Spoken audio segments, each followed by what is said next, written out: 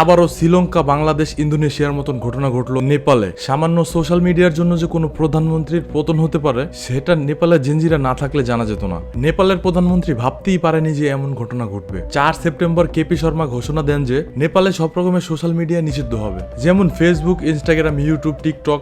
নেপাল সরকারের মতে এগুলো যদি বন্ধ হয়ে যায় তাহলে মানুষের ভুয়া অ্যাকাউন্ট গুলোও বন্ধ হয়ে যাবে, আর অনলাইন গুজব ছড়ানো বন্ধ হয়ে যাবে, আর অপরাধও কমে যাবে। আর এইটা নেপালের জিনজিরা একদমই মানতে পারেনি, বিরোধিতা করা শুরু করে। এরপর কাঠমান্ডুতে ব্যাপক আন্দোলন করে নেপালের সব তরুণ প্রজন্মরা, রাস্তায় নেমে আসে সবাই। আর তখনও নেপালে টিকটক চলছিল, সেটা তখনও বন্ধ হয়নি। আর মানুষের কাছে আন্দোলনের ভিডিওগুলো ছড়াতে থাকে, আর সেখান থেকেই আন্দোলন আরো বেশি ছড়াচ্ছিল। আর তাদের দাবি ছিল যেন সোশ্যাল মিডিয়া বন্ধ না করে যেন দুর্নীতি বন্ধ করা হয়, আর বেকারত্ব যেন দূর করা হয়। আন্দোলন চলাকালীন পুলিশ অনেক বেশি অমানবিক নির্যাতন চালায়, যার মধ্যে 19 জনের প্রাণ চলে যায়। এর পরপরই পরিস্থিতি নিয়ন্ত্রণের বাইরে চলে যায়। প্রধানমন্ত্রী কারফিউ জারি করে, তাতে কাজ হয় না কোনো। পরে বাধ্য হয়ে নেপালের সরকারকে পদত্যাগ করতে হয়। পদত্যাগ করার পর সোশ্যাল মিডিয়া থেকে ব্যান তুলে নেওয়া হয়েছে। আর এটা ভালো করে তদন্ত করে দোষীদের বিচারের আওতায় আনা হবে, এটা বলেছেন কর্মকর্তারা। এই প্রতিশ্রুতি দেয় আন্দোলনকারীদের। আপনাদের কি ধারণা সামনে কোন দেশ এরকম পরিস্থিতিতে পড়বে? কমেন্টে জানাবেন।